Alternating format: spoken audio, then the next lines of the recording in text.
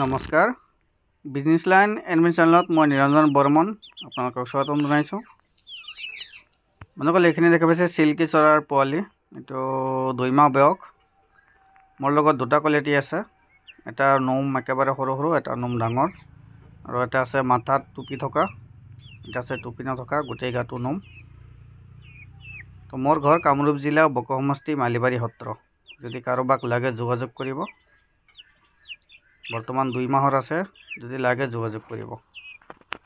কোৱালিটিবিলাক চাই লওক, গোটেই গাটো নোমেৰে ভৰা, একেবাৰে পাতল নোম, আৰু এটা আছে মোটা নোম। এইটো পাতল নোমৰ হয়, আৰু যিটো নোমটো অলপ মোটা তাৰ একেবাৰে ভৰিলৈকে নোম হয়, একেবাৰে সৰু সৰু।